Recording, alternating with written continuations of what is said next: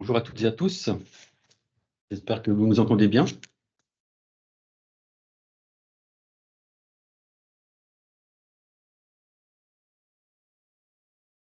On va présumer que oui, si vous auriez la possibilité de, éventuellement dans la conversation, de nous dire que le son est bon. Très bien, merci beaucoup. Merci beaucoup. Donc vous avez le support et vous avez le son et la vidéo. Son image. Bien, bonjour à toutes et à tous. Nous allons commencer ce premier webinaire organisé par le membre des cercles fiscalistes. Bonjour Jean-François. Bonjour. On va traiter de l'impôt sur la fortune immobilière et plus particulièrement les nouvelles règles applicables aux parts ou actions de société. On a organisé ce webinaire, vous avez le support qui s'affiche, en plusieurs parties. Donc on aura 40 minutes à peu près pour aborder ces 4 sujets. Donc les nouvelles règles applicables aux parts ou actions de société. On va aussi étendre l'exemple avec une chaîne de participation, puisque c'est quand même un sujet de complexité supplémentaire. On a identifié quelques difficultés rencontrées qu'on a listées à la fin de la présentation, et éventuellement, si on aura un peu de temps, sous forme de questions-réponses, notamment sur le chat, on pourra y répondre. Donc, nous allons commencer ce webinaire. Avec un point important d'attention que vous avez vu sur le slide précédent, c'est qu'on fait un exercice un petit peu sans filet, puisqu'aujourd'hui, on va vous commenter des dispositions sur la base d'un texte qui est une réforme de la loi de finances pour 2024, qui tient en 4 lignes, qui n'est pas forcément parfaitement explicite, et que les commentaires administratifs ne sont pas encore parus. On pense qu'ils vont paraître probablement dans les semaines à venir, donc on n'a pas encore la connaissance précise de la lecture de l'administration. Mais bien sûr, ce qu'on vous indique, c'est donc sous réserve de confirmation dans les commentaires administratifs. On a des idées un petit peu sur le sujet, mais il faudra attendre d'avoir les commentaires administratifs pour être absolument certain de la lecture de l'administration sur ces questions. Très bien. Un chiffre qui nous semblait intéressant de soulever, c'est que 50% des relèves de l'impôt sur la fortune immobilière détiennent finalement des immeubles indirectement par l'intermédiaire de sociétés. Alors, on peut parler de sociétés civiles immobilières ou de sociétés, je dirais, commerciales, opérationnelles, qui détiennent des actifs immobiliers qui ne seraient pas exclus ou qui ne seraient pas exonérés d'IFI. Donc, il y a en fait plus la redevable sur deux qui va être concernée, qui va être impactée par cette réforme importante. Et l'objet du webinaire, Jean-François, puisqu'on en parlait hier en préparation, c'est de s'y prendre très tôt, en fait. C'est que le contribuable, le redevable de l'impôt sur la fortune, vu la complexité, entre guillemets, du mode de calcul, de la détermination de l'assiette de l'impôt sur la fortune immobilière, par rapport à l'année dernière, je pense que c'est un sujet qu'on doit prendre très en avance. C'est d'où l'intérêt d'avoir ce webinaire. Tout à fait. De sensibiliser finalement les redevables à cette méthode, méthode pour calculer l'impôt sur la fortune immobilière. Il y a beaucoup plus d'étapes en fait de calcul qu'auparavant. C'est une méthode qui peut être assez compliquée, notamment pour les chaînes de participation. Ça suppose donc d'être anticipé. On ne pourra pas faire une simple actualisation des valeurs 2023 en réévaluant le cas échéant les immeubles. Il faut complètement changer la méthode, des fois avec des effets très positifs ou très négatifs, ou des fois une neutralité. Et ça supposera aussi pour les sociétés de pouvoir disposer de comptes sociaux pour pouvoir faire les calculs. Donc, pour les sociétés qui, comme certaines sociétés civiles, ne font pas toujours une comptabilité bilancielle, il faut anticiper tout ça pour pouvoir arriver à faire ces déclarations le jour venu. On a pris des exemples assez simples, mais l'idée, c'était d'appréhender justement ces nouvelles méthodes. Donc là, on va prendre un exemple où on détient de l'immobilier via une société civile immobilière, une société commerciale, sans chaîne de participation. Donc, il n'y a pas de niveau d'interposition. On a fait juste un petit rappel, et là je laisserai peut-être Jean-François commenter ce slide, mais juste un rappel sur comment on déterminait finalement la valeur de l'impôt sur la fortune immobilière avant la réforme, donc avant janvier 2024. On a pris un bilan somme toute assez simple, mais l'important c'est de bien comprendre la mécanique et les nouvelles étapes à prendre en compte. Alors effectivement, vous savez que l'IFI a été créé en 2018. Le législateur a voulu imposer uniquement les biens immobiliers et pas tous les actifs financiers, les entreprises, etc. Et donc, il avait une question assez complexe, qui était de savoir comment appréhender ces actifs immobiliers. Alors évidemment, quand le redevable détient en direct personnellement, il suffisait de l'imposer sur sa valeur, mais il a également souhaité, depuis 2018, imposer les modes de détention indirects. Donc un redevable qui est associé ou actionnaire d'une société possédant directement ou indirectement des immeubles imposables est aussi imposé pour une fraction de la valeur des sociétés. Et la méthode qui a été retenue en 2018, ça a été un choix un peu guidé par des contraintes, je dirais, juridiques. C'était de dire, l'associé ne possède pas l'immeuble, puisque c'est une société qui possède l'immeuble, et donc on va l'imposer sur une fraction de la valeur des parts ou des actions de la société. Donc on était déjà rendu dans un schéma qui était assez abstrait, qui était assez complexe, qui consistait à dire, on évalue les parts ou les actions détenues par le redevable, c'est sa propriété, et on va déterminer un quantum, une proportion qui correspond en théorie à la valeur de l'immeuble. Alors cette mécanique-là est fixée en fait dans l'article 965.2 du CGI, qui vous dit vous évaluez la société, les parts ou les actions que vous détenez, et vous appliquez sur ces valeurs de parts ou d'actions ce qu'on appelle le coefficient immobilier de la société, qui correspond en gros à la valeur que représentent les immeubles dans le bilan, dans l'actif brut de la société. Donc une règle de 3. Au numérateur, la valeur des immeubles imposables détenus par la société, et au dénominateur, la valeur de tout l'actif brut de la société.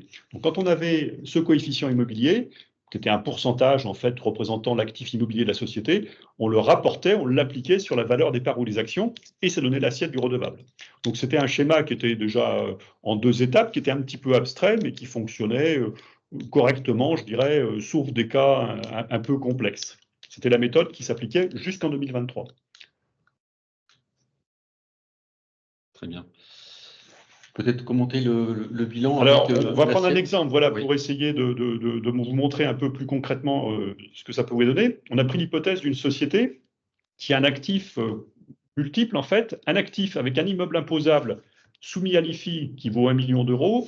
Le reste de l'actif, ce sont des biens meubles, ça peut être une entreprise, des actifs financiers qui valent 9 millions d'euros. Donc, en fait, on voit qu'on a 10% de notre actif qui est immobilier et 90% qui est immobilier. Et cet actif, en fait, est financé de la façon suivante. On a des passifs externes qui ne sont pas affectés à l'immobilier, qui ne sont pas afférents à l'immobilier de 9 millions, dus par les sociétés à des tiers. Et puis, on a donc la valeur des capitaux propres, la valeur des parts ou des actions en valeur mathématique qui représente 1 million d'euros. Donc, on a une société qui, entre les mains du redevable, est économiquement 1 million d'euros, puisqu'il y a 10 millions d'actifs, 9 millions de passifs externes. Donc, on suppose que la société vaut 1 million d'euros. Et là-dedans, on a un actif qui n'est que de 10% immobilier. Donc, notre redevable, jusqu'en 2023, il déclarait sur la valeur des parts qui était d'1 million d'euros, un pourcentage qui était le coefficient immobilier, c'était la valeur de l'actif immobilier 1 million, sur l'ensemble de l'actif de la société qui était de 10 millions, donc ça faisait 10%. Donc 10% de 1 million, il avait une assiette d'IFI qui était de 100 000 euros. C'était la valeur IFI que déclarait le redevable pour l'IFI jusqu'en 2023. Très bien. Donc on va poursuivre l'exemple pour constater finalement une égalité de traitement avec une détention indirecte et directe. Et je pense que c'est l'esprit de la réforme, c'est de pouvoir maintenir une égalité entre une détention indirecte et directe. Et là, on le constate bien, on a bien une inégalité entre une détention directe, puisqu'on pouvait déduire l'ensemble du passif, 900 000 euros, qui n'était pas relatif à l'actif imposable, notamment l'immobilier, à quelqu'un qui détenait finalement le bien immobilier en détention directe. Quelqu'un, lui, n'avait plus de prêt immobilier, et donc l'assiette de l'IFI pour ce redevable était d'1 million d'euros versus un redevable qui détient ce même bien immobilier au travers d'une société civile immobilière, par exemple, pour simplifier, pouvait déduire les 900 000 euros de dette non afférente à l'actif de l'actif imposable.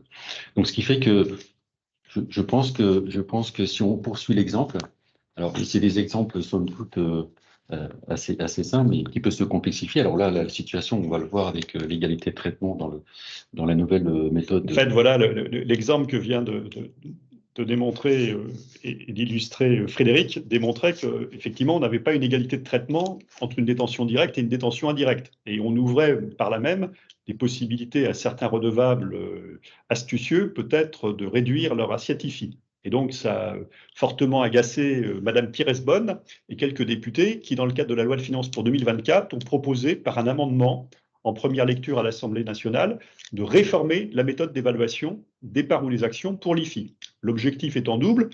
Petit 1, réduire l'inégalité entre la détention directe et indirecte, ce qui est effectivement un objectif en soi qu'on comprend bien. Et petit 2, éviter des possibilités d'optimisation. Alors la difficulté, c'est que cet amendement est sorti un peu la dernière minute, quelques jours avant le débat, et n'a pas été extrêmement préparé. Et donc, la solution qui a été retenue techniquement a été de dire on va changer la méthode d'évaluation des parts et des actions et non pas travailler sur le coefficient immobilier, ce qui aurait pu être une autre voie qui aurait été peut-être plus efficace. Et donc, l'amendement parlementaire déposé par Mme Pires-Beaune a consisté à dire deux choses. Petit 1, on va changer la méthode d'évaluation. Quand on va évaluer les parts ou les actions de la société, cette fois-ci, on ne tiendra plus compte de la totalité du passif de la société. Il sera neutralisé dans l'évaluation, sauf s'il est afférent à un immeuble imposable. Donc, ça veut dire que la société sera évaluée comme étant que de l'actif en valeur vénale, sauf si le passif est afférent à l'immeuble. Et puis, elle a prévu quand même un plafond, un seul et unique plafond, qui était de dire qu'il ne faudra quand même pas, quand on a appliqué le coefficient immobilier sur cette valeur fictive de la société, on aboutisse à ce que le redevable soit imposé sur une valeur supérieure à la valeur de la société, parce que ce serait quand même un problème constitutionnel. Donc, l'initiative de la réforme, en fait, vient de cet amendement parlementaire. Il a été retenu par le gouvernement lors de la mise en œuvre de l'article 49.3, qui a trouvé que c'était une bonne idée. Simplement, ensuite, le gouvernement s'est aperçu, et le Cercle des fiscalistes d'ailleurs avait alerté dans un article à ce sujet, que ça posait quand même des problèmes parce qu'on n'aboutissait pas du tout à l'égalité de traitement entre les redevables. Il y avait au contraire toujours des disparités qui pouvaient être accrues. Et le gouvernement, devant le Sénat, a introduit par un amendement gouvernemental un deuxième plafond sur lequel on va revenir tout à l'heure. Et donc c'est l'ensemble de ce dispositif qui a été quand même construit en 2 fois, qui a fini par aboutir dans le Code général des impôts et qui est le nouveau grand 4 de l'article 973 du CGI, qui donne la mécanique en fait d'évaluation particulière des parts ou des actions de société.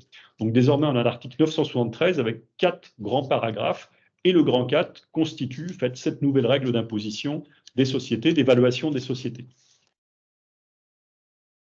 On va reprendre l'exemple. Donc à l'actif, on avait un bien immobilier, il y avait une dette non affectée à l'actif imposable, donc on arrive à une assiette IFI avant la réforme d'1 million d'euros. Et donc, si on applique les doubles plafonds, donc les plafonds cumulatifs, puisque ça nous semble cumulatif, et c'est cette nouvelle méthode qu'on devrait appliquer à compter de janvier 2024 pour les redevables de l'IFI.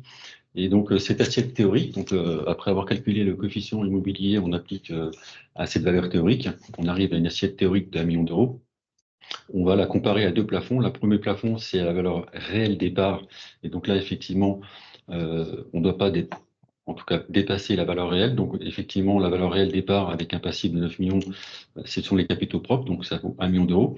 Et puis on va comparer l'actif imposable, donc on va extraire l'actif imposable, donc l'actif immobilier du bilan, c'est ça qui est un peu nouveau.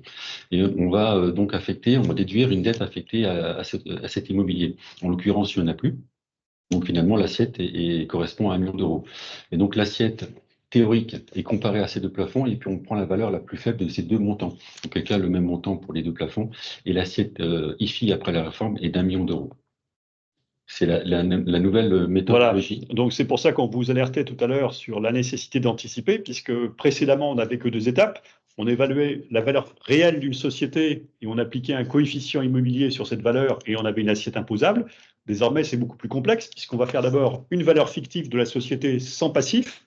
Donc on va avoir une valeur abstraite en quelque sorte. On va appliquer le coefficient immobilier qui n'a pas changé sur cette valeur fictive. Et ensuite, on va être tenu d'appliquer 2 plafonds. Un premier plafond qui est la valeur réelle de la société, tenant compte cette fois-ci de son véritable passif, même non immobilier, et un deuxième plafond qui est la valeur des immeubles nette du passif afférent aux immeubles. Donc bien sûr, il faut beaucoup plus anticiper les choses pour arriver à faire toute cette mécanique de calcul et aboutir à sortir une assiette IFI qui est en fait beaucoup plus intellectuellement complexe à trouver qu'elle ne l'était précédemment. Donc c'est la nouvelle méthode, en fait, c'est cette méthode en fait en 4 temps, valeur fictive, coefficient immobilier, premier plafond, deuxième plafond, qui vous permet de trouver ce qu'il faut mettre dans votre déclaration d'IFI. Et là, on retrouve bien une égalité de traitement entre le contribuable, enfin le redevable qui détient l'immobilier en direct, qui ne peut pas déduire de dette immobilière puisqu'il n'en avait plus, donc 1 million d'euros, versus une détention en direct où là, on a la même assiette IFI pour 2024. Donc effectivement, on a une efficacité en quelque sorte du système et il faut noter que c'est essentiellement grâce au deuxième plafond qu'on a cette égalité de traitement. Si on avait que le premier plafond qui était initialement prévu dans l'amendement parlementaire, on avait au contraire des disparités très importantes. Donc en fait, l'efficacité des plafonds est pas la même. Le second plafond revient en quelque sorte à neutraliser l'existence de la société et à se demander ce que valent les immeubles sociaux nets du passif des immeubles sociaux. C'est un peu comme si on faisait abstraction de l'existence des sociétés. Donc, juste un petit focus sur les dispositifs anti-abus, puisque ça n'a pas été modifié par la loi de finances 2024. On vous a listé les dispositifs anti-abus, donc pour ne pas déduire les dettes visées par ce dispositif. Dettes contractées pour l'achat d'un bien immobilier auprès d'un redevable ou d'un membre de son foyer fiscal qui contrôle la société. d'être souscrit auprès du redevable ou d'un membre de son foyer fiscal, auprès du groupe familial, et puis une dette contractée auprès d'une société contrôlée par le redevable ou un membre de son groupe familial. Et puis enfin, les prêts in fine ou sans terme. Alors ce slide est important parce que c'est vrai qu'on peut distinguer les contribuables, ou en tout cas les redevables, qui ont financé les biens immobiliers sous forme de prêts bancaires, financement. Mais force est de constater que le financement n'est pas souvent à 100% et il y a souvent des apports en compte courant pour financer le bien immobilier qui peuvent être de 10 ou 20% en fonction de la capacité financière des redevables. Mais en l'occurrence, c'est bien souvent le cas qu'on puisse constater des comptes courants. Alors ça, c'est la première chose. Et puis la deuxième chose, c'est bien souvent déduire un compte courant en l'absence de comptabilité pour des redevables. Ça semble difficile aussi. Donc c'est un peu épineux cette nouvelle méthode puisqu'on va devoir identifier les dettes immobilières affectées à l'actif imposable, des dettes non affectées à l'immobilier. Et en l'occurrence, les comptes courants d'associés. Alors là, on a pris, pour pas rentrer dans le débat des comptes courants d'associés, on a pris un prêt d'associé amortissable, mais je pense que c'est des situations pour lesquelles on sera souvent questionné, le financement de l'immobilier, puisqu'on devra déduire à l'actif les dettes afférentes à l'immobilier imposable. Là, on a repris quelque part un bilan avec un actif immobilier de 1 million d'euros. D'autres actifs, comme disait Jean-François, ça peut être des valeurs mobilières ou d'autres types d'actifs, 9 millions d'euros. On a bien un total bilan de 10 millions d'euros. On a des capitaux propres d'1 million d'euros et des passifs non affectés à l'immobilier de 2 millions d'euros, et versus l'exemple précédent où on avait 9 millions d'euros d'actifs, enfin de passifs non affectés à l'immobilier, on a splitté entre 8 millions d'euros et un prêt amortissable, prêt d'associé amortissable d'1 million d'euros. Et là, effectivement, là, je te laisse commenter peut-être Jean-François, mais le premier, alors si on applique la méthode, c'est le calcul du ratio. Donc, Le ratio n'a pas du tout changé, en fait. La règle du ratio immobilier reste inchangée avec la réforme. Alors, vous avez bien compris, ces dispositifs anti-abus que vient de vous rappeler Frédéric, c'est des dispositifs qui existaient depuis l'origine de l'IFI, enfin, sauf le dernier qui avait été rajouté l'année suivante. C'est des dispositifs qui, en fait, visent à neutraliser le passif déjà dans l'évaluation des sociétés pour des raisons de présomption d'organisation patrimoniale un petit peu abusive. Donc, le législateur avait considéré en 2018-2019 que le passif des sociétés était déductible quand on évaluait la société, sauf des cas expressément visés, qui étaient visés au grand 2 et au grand 3 de l'article 973, qui sont toutes ces hypothèses en fait de vente à soi-même ou de financement par soi-même de sa société. C'était pour éviter des effets d'aubaine, effectivement. Donc ils existaient déjà, ceux-là sont maintenus. Ils n'ont pas du tout été modifiés par la réforme et ils vont se cumuler avec la nouvelle méthodologie. Et donc maintenant, on appliquera toute cette mécanique. Évaluation théorique de la société sans passif, sauf le passif afférent. Le passif afférent, on le prend en compte, sauf s'il tombe dans le 2 et le 3. Et donc, on le ressort s'il tombe dans le 2 et le 3. On applique le coefficient immobilier qui n'a pas changé, et après, on applique nos deux plafonds qui tiennent compte aussi des dispositifs anti-abus. C'est-à-dire que dans les dispositifs de plafond de la valeur vénale des immeubles, par exemple, net du passif, si le passif est abusif, on ne tiendra pas compte de notre passif abusif pour calculer le plafond numéro 2. Donc là, en l'occurrence, on déduit de l'actif des 10 millions d'euros, finalement le prêt d'associé amortissable, oui, ce qui ressort une assiette de valeur théorique de 9 millions d'euros. Millions. On a bien un coefficient d'1 sur 10, donc de 10%, et on applique une valeur, je dirais, IFI retraitée. Donc voilà, le vocabulaire est important. Donc on retraite la valeur IFI. On a une assiette IFI retraitée avant l'application des plafonds. Des plafonds qui est de 900 000 euros. Voilà. Et après, on applique nos deux plafonds. Donc la valeur des immeubles net du passif, s'il n'est pas abusif, au titre du 2 et du 3, et la valeur réelle de la société, tenant compte cette fois-ci de son passif réel, et non pas que du passif afférent aux immeubles. Et ça nous donne une assiette, en l'occurrence, qui est limitée. Le premier plafond, là, on voit qu'il n'est pas efficace, ce qui est souvent le cas. La valeur réelle départ, elle est supérieure à la valeur d'assiette théorique, puisqu'elle est d'1 million d'euros, alors que la valeur d'assiette théorique est de 900 000, donc il ne fonctionne pas. En revanche, le deuxième, il marche très bien, puisque c'est la valeur des immeubles net de leur passif. Et là, on a un immeuble qui vaut 1 million, on a un passif qui n'est pas abusif, immobilier d'1 million, donc on a une valeur nette de 0, et là, par contre, ça réduit l'assiette IFI du redevable à 0. Donc notre redevable, en l'occurrence, il n'aura pas à payer l'IFI grâce au deuxième plafond qui a été introduit par le gouvernement devant le Sénat. Et là, à ce stade, on n'a pas comparé la valeur de l'IFI Ou la valeur à déclarer à l'IFI pour une détention directe, puisque ça nous semblait difficile de comparer une Ouais, détention directe avec un compte courant versus une détention directe où là, on ne peut pas matérialiser de compte courant. Donc, alors, effectivement, bien que, en fait, il faut savoir que quand les redevables possèdent directement les immeubles, il y a aussi toute une batterie de dispositifs pour neutraliser certains passifs, dans l'article 974 cette fois-ci. Et curieusement, le législateur a même imaginé que le redevable se soit prêté de l'argent à lui-même, ce qui juridiquement est une chose absolument impossible, mais on a du mal à comparer les deux hypothèses, effectivement. ouais. Voilà pour ces nouvelles méthodes, en tout cas à compter de janvier 2024. Alors, on vous a mis des écrans d'iPhone, puisqu'on a créé une application pour voilà, appréhender ce nouveau dispositif, ce mécanisme assez complexe, détermination de la valeur théorique, application du coefficient immobilier, à comparer avec les deux plafonds cumulatifs et prendre la valeur des plus faibles des deux montants. Voilà, donc vous avez le QR code et vous pourrez, entre guillemets, personnaliser votre situation ou celle de vos clients pour évaluer cette assiette théorique et peut-être de calculer la valeur IFI. Et là, vous avez pas de niveau d'imposition, donc on va la voir après. Donc, on a un peu innové sur le volet digital. Voyons maintenant les chaînes de participation. Donc, on a vu une détention directe d'un redevable de l'IFI qui détient un bien immobilier. Donc, on avait plusieurs exemples. Et là, on va finalement un peu complexifier, mais vous verrez que la méthodologie est appliquée à chaque niveau d'imposition. On a une société A qui détient elle-même une société B, et laquelle détient le bien immobilier. On peut avoir une société A aussi qui détient l'immobilier par ailleurs. Donc, on verra par la suite. Et donc, l'idée, c'est d'appliquer cette méthodologie, calculer l'assiette théorique, le coefficient immobilier à comparer double plafond, à la société B, puis de faire remonter de la société B à la société A la valeur de l'IFI calculée précédemment dans la société B. Et donc ça, à chaque niveau d'interposition. On n'a pas voulu complexifier, mais on a voulu illustrer avec un exemple avec deux sociétés. On a limité à deux sociétés. On s'est inspiré, puisque, comme disait Jean-François, c'est sous réserve des commentaires administratifs, et notamment du POFI, il n'est pas sorti, mais on s'est quand même inspiré d'un bulletin officiel. Voilà, il y a un bulletin qui date de 2019 qui donne déjà la méthodologie pour les chaînes de participation avec l'ancienne méthode d'évaluation, quand on n'avait que les deux étapes.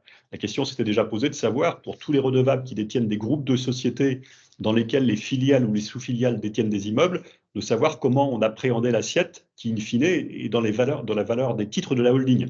Et là, l'administration, d'une façon assez logique, parce qu'il n'y a pas d'autre méthode praticable, avait dit, quand on a une chaîne de participation, en fait, il faut commencer par l'étage le plus bas dans la chaîne de participation, la dernière sous-filiale, regarder s'il a de l'immobilier, calculer sa valeur et appliquer son coefficient sur les titres de la filiale, puis reporter cette valeur qui en résulte dans les comptes de la société qui la détient, et ainsi de suite, on remontait de bas en haut jusqu'à la holding de tête. Et rendu à la holding de tête, ça donnait un coefficient immobilier retraité des valeurs d'actifs des filiales et sous-filiales sur la valeur des titres de la holding. Donc on imagine, mais ce n'est pas une certitude, que l'administration va maintenir la méthode. On n'imagine pas bien d'ailleurs quelle autre méthode pourrait être appliquée, sauf que maintenant, il va falloir faire toutes les étapes à tous les niveaux de chacune des filiales et sous-filiales. Alors, si on prend notre exemple, on a notre société A qui détient des parts de la SCIB qui valent 500 000 euros. Elle détient également des immeubles qui lui appartiennent à la holding qui valent 400 000 euros. Et puis, elle a un compte courant de 600 000 euros sur sa filiale. Donc, elle a prêté 600 000 euros à sa filiale, où c'est une distribution de dividendes qui n'a pas été encaissée. Et notre société A, donc qui est la holding, entre guillemets, a des capitaux propres qui valent 1 million d'euros. Et puis, elle a des dettes, mais qui ne sont pas des dettes afférentes à un immeuble, de 500 000 euros.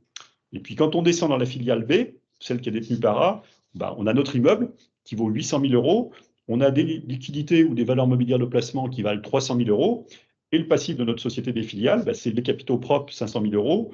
Et puis, le compte courant qu'elle doit à sa société mère de 600 000 euros. Donc, voilà un peu l'hypothèse qu'on vous propose de traiter en assiette IFI.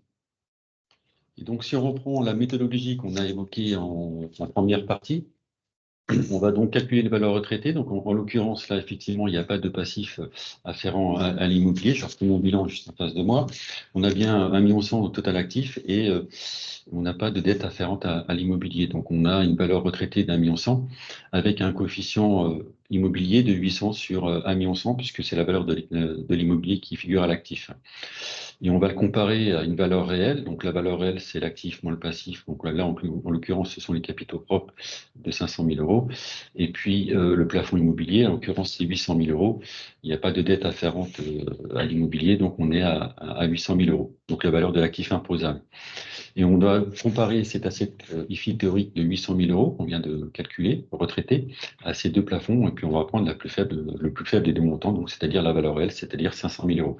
Et c'est cette valeur-là, donc la méthodologie reste la même pour la société B, et on va remonter finalement cette assiette IFI, 500 000 euros, qu'on va ajouter finalement à l'actif imposable dans la société A qui est de 500 000 euros, et on va l'ajouter à cet actif imposable. Et là, effectivement, on va répliquer cette méthodologie. Donc, on va prendre la valeur de la société B qui font 1,5 million. Et là, on a bien 900. 900, c'est-à-dire 500 plus 400. Divisé par 1,5 million, et on a bien un coefficient de 60%. Et toujours pareil, on va appliquer ce coefficient appliqué à la valeur retraitée d'1,5 million, et puis on va comparer les deux plafonds, en l'occurrence le plafond immobilier, puisqu'on a 900 000 euros de plafond immobilier. Et donc là, on va retenir ce plafond immobilier pour la déclaration de l'impôt sur la fortune immobilière du redevable. Donc vous voyez bien la méthodologie qui était respectée à la fois au niveau de la société B, cette assiette a été remontée à la société A qu'on ajoute à l'actif imposable de la société A, et on applique encore la même méthodologie, la valeur retraitée, application du coefficient immobilier, à comparer avec les deux plafonds, le plafond de la valeur réelle et puis l'immobilier moins les dettes affectées, puisqu'on extrait l'actif et on regarde les dettes affectées au passif. On arrive à une assiette déclarée ici de 900 000 euros.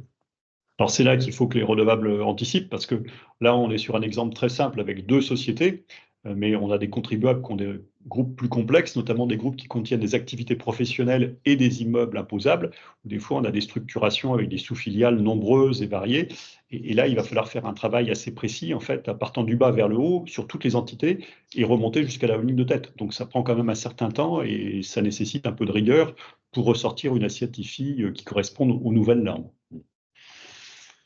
Voilà pour ce qui est des chaînes de participation. Alors, si on avait plusieurs chaînes de participation, même méthodologie, on a pris 3 sociétés, donc on remonte ainsi de suite, et on rajoute la valeur IFI calculée dans la société.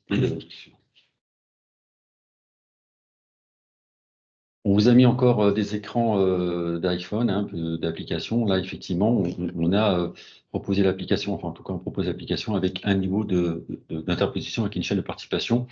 Sur l'écran de gauche, comme vous pouvez voir à l'écran, nous sommes au niveau de la société B, avec une option je prends les comptes courants avec la clause de sauvegarde éventuellement. Je calcule la valeur IFI à remonter dans la société A qui ressort à 500 000 euros. Cette valeur de 500 000 euros calculée dans la société B remonte dans la société A, auquel cas on a 400 000 euros d'actifs immobiliers, donc on a bien 900 000 euros, et on applique la même méthodologie avec le mécanisme des deux plafonds. On prend le plus faible des deux montants. Voilà pour cette partie, c'est-à-dire la nouvelle méthodologie de calcul de l'assiette de l'impôt sur la fortune pour 2024, avec ou sans chaîne de participation. Il nous reste un peu de temps. Alors, les difficultés rencontrées, alors c'est vrai que il y a eu beaucoup d'articles sur l'impôt sur la fortune immobilière. Est-ce que c'était des plafonds cumulatifs, alternatifs?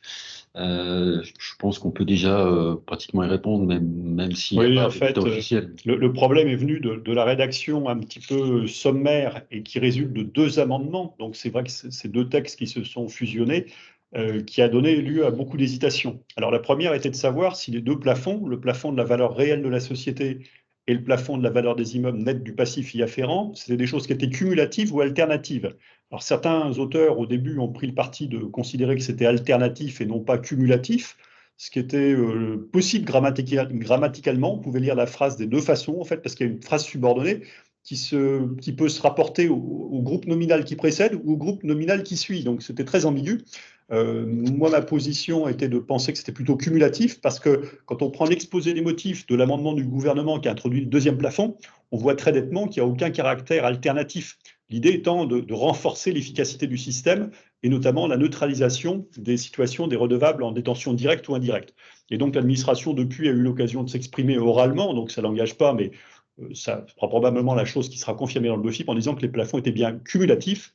Et donc c'est bien en toute hypothèse et dans tous les cas le plafond le plus faible qu'il faut retenir. Ce n'est pas une histoire de coordination entre les deux. Dans toute hypothèse, le meilleur plafond pour le redevable, le plus favorable pour le redevable, s'applique.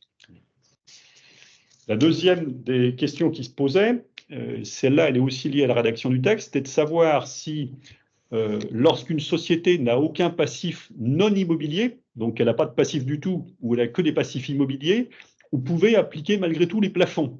Alors ça, c'est quelque chose qui est un petit peu moins certain, parce que toutes ces règles, en fait, sont dans le nouvel grand 4 de l'article 973. Et les plafonds, dans le deuxième alinéa, se réfèrent à une hypothèse où effectivement on a neutralisé des passifs non immobiliers dans l'évaluation des titres. Donc on pourrait se dire, est-ce que ce n'est pas réservé les plafonds aux hypothèses où on a eu des passifs qui ont été neutralisés? Ce n'est pas une certitude, mais moi je pense que l'administration devrait assez probablement accepter qu'on applique les plafonds dans toutes les hypothèses, même lorsqu'il n'y a pas eu de passif neutralisé. Mais ça par contre, ça n'était écrit nulle part pour l'instant, donc il faudra quand même attendre le commentaire pour en avoir la certitude. Après, il y a encore eu un débat. Certains se sont demandé si le premier plafond, qui était le plafond de la valeur réelle de la société, on ne devait pas prendre en compte la valeur telle qu'elle doit être déterminée en 2024, donc en ayant neutralisé les passifs non immobiliers. Alors là, moi, je pense que ça n'est en aucun cas possible, parce que si on retenait comme premier plafond la valeur IFI théorique avec neutralisation des passifs autres qu'immobiliers, le plafond ne jouerait jamais. Ça reviendrait à dire que le premier plafond, c'est égal à la valeur de principe. Donc ça n'a aucun sens et le premier plafond n'aurait plus aucune portée. Donc à mon avis, le premier plafond, c'est bien en tenant compte du passif réel de la société, même s'il n'est pas afférent à des actifs immobiliers. Après, une des questions qu'on a déjà évoquées, c'est de savoir si les dispositifs anti-abus du grand 2 et du grand 3 qui existent depuis 2018, donc la vente à soi-même, le prêt fait par le redevable à sa propre société, etc., s'appliquent bien à tous les étages, à tous les niveaux du calcul, y compris dans les plafonds 1 et 2. Et ça, à mon avis, c'est absolument certain, parce que si on ne le faisait pas, ça veut dire qu'on ouvrirait des possibilités d'optimisation redevable dans certaines hypothèses qui sont justement le contraire de ce que souhaite le législateur. Le législateur, il souhaite fermer toute possibilité d'optimisation en ayant en fait une influence sur le passif de la société, donc il veut tout neutraliser. Donc à mon avis, c'est certain que dans les plafonds, ça va être aussi neutralisé. C'est ce que je vous disais tout à l'heure. Si on a le plafond numéro 2, qui est la valeur de l'immeuble net de son passif, qui est comme plafond, si ce passif correspond à un prêt que le redevable a fait à la société qui est abusif, ben, bien sûr qu'il sera neutralisé. Sinon, ça n'aurait aucun sens. Ça permettrait de réactiver des stratégies d'optimisation. Alors après, ben, les chaînes de participation, qui était un autre problème, ça, on vous a parlé de la méthode qui nous semble devoir être retenue par l'administration. On n'imagine pas que l'administration change son fusil d'épaule par rapport à ce qu'elle avait écrit en 2018-19 sur la méthode. On continuera à appliquer en fait une méthode de bas en haut quand on évalue des groupes de sociétés en partant des sous-filiales, en appliquant toutes les modalités du calcul sur la sous-filiale, en prenant le résultat qu'on reportera dans les comptes de la société qui la détient, et ainsi de suite jusqu'à la holding de tête.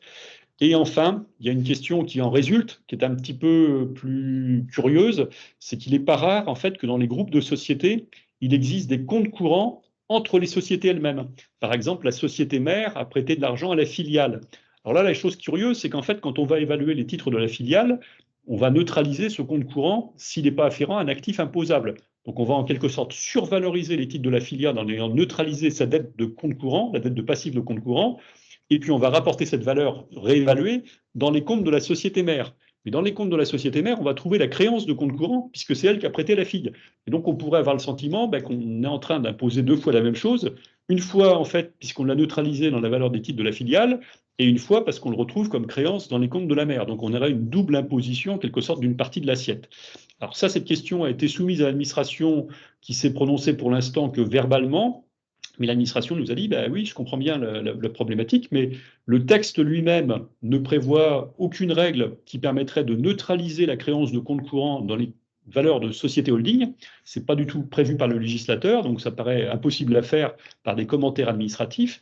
Et d'autre part, si on rentrait dans cette logique qui consisterait à dire j'ai neutralisé le compte courant dans la fille, donc je ne reprends pas le compte courant comme créance dans la mère, ben, ça dégraderait fortement le coefficient immobilier de la mère, parce qu'on aurait supprimé la créance qui est de l'actif mobilier, donc ça diminuerait en fait, ça augmenterait le coefficient, on aurait plus d'immeubles proportionnellement dans le coefficient immobilier, puisqu'on aurait supprimé une créance qui est immobilière.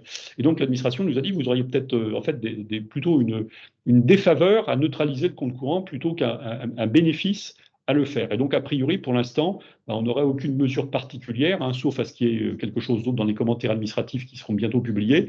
On n'aura aucune règle spéciale, en fait, quand on a un compte courant intragroupe, il sera neutralisé dans la filiale, mais il sera aussi pris en compte dans la valorisation de la holding.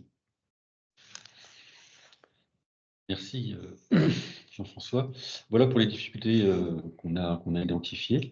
On arrive à la fin de notre présentation. On a mis à la fin de la présentation, alors effectivement, la présentation, on va vous l'envoyer, elle est dans l'application éventuellement, et on va vous envoyer la présentation. Et si vous avez des questions, parce qu'elles sont nombreuses,